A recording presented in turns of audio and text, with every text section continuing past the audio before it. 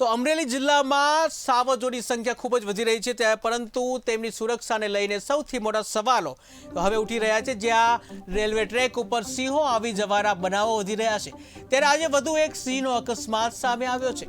વહેલી સવારે સાવરકુંડલાના અમૃતવેલ ગામ નજીક પસાર થતો રેલવે ટ્રેક સુરેન્દ્રનગરથી પીપાવાવ પોર્ટ જતી ગુડ્સ ટ્રેન અડફેટે વધુ એક અકસ્માત સર્જાયો।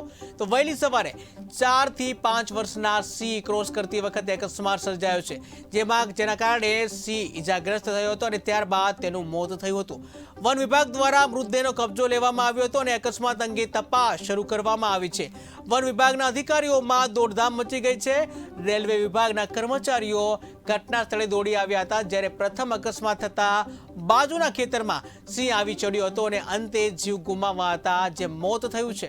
તો સાવરકુંડલા રેન્જમાં જે સૌથી વધુ સિંહો ટ્રેક ઉપર આવી જવાની ઘટનાઓ હવે દિન પ્રતિદિન રીતે વધી રહી છે, જેના કારણે વન વિભાગ પણ ચારે તરફ દોડતું થઈ ગયું છે। તો અકસ્માતમાં ગુડ્સ ટ્રેનની સ્પીડ 50ની આસપાસ હોવાનું વન વિભાગનું અનુમાન લગાવાઈ રહ્યું છે।